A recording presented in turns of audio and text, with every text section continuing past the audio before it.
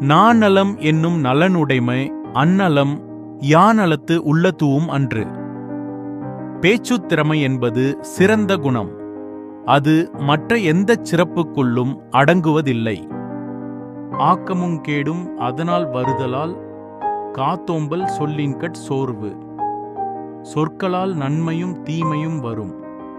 எனவே சொற்களை பயன்படுத்தும்போது கவனமாக இருக்க வேண்டும். கேட்டாரப் பிணிக்கும் தகையவாய்க் கேளாரும் வேட்ப மொழிவதாம் சொல். பயன்படுத்தும் சொற்கள் கேட்டவரை தன் வயப்படுத்த வேண்டும். கேட்காதவரும் விரும்பிக் கேட்க ஆசை கொள்ள வேண்டும். திறனறிந்து சொல்லுக சொல்லை அறனும் பொருளும் அதனினூங்குயில். கேட்பவரின் திறன் அறிந்தே சொற்களை பயன்படுத்த வேண்டும். அவ்வாறு சொல்வதை விடச் சிறந்த அறமும் பொருளும் வேறு இல்லை. சொல்லுக சொல்லை பிரிதோர் சொல். அச்சொல்லை வெல்லுஞ்சொல் இன்மை அறிந்து. ஆராய்ந்து அறிந்து ஒரு சொல்லைச் சொல்ல வேண்டும். அந்தச் சொல்லுக்கு மாற்றாக வேறொரு சொல் இல்லாதிருக்க வேண்டும்.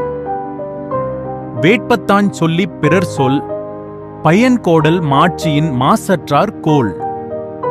பிறர் விரும்பிக் கேட்கும் சொற்களைப் பேசுவதும் பிறர் சொல்லும் சொற்களின் பொருளை நுட்பமாக அறிவதும் அறிவுடையோரின் சிறந்த வலிமையாகும்.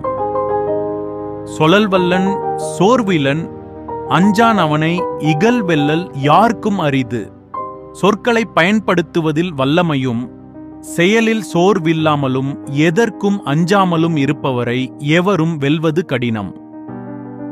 விரைந்து தொழில் கேட்கும் ஞாலம் நிரந்தினிது சொல்லுதல் வல்லார்பு பெறின்.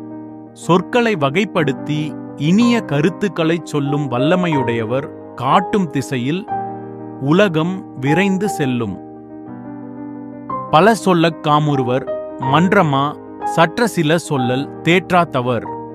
குற்றமற்ற தெளிவான சில சொற்களில் விளக்கத் தெரியாதவர்களே பல சொற்களை பயன்படுத்துவர். இணர் உழ்த்தும் நாரா மலர நையர் கற்றது உணர விரித்துரையாதார்.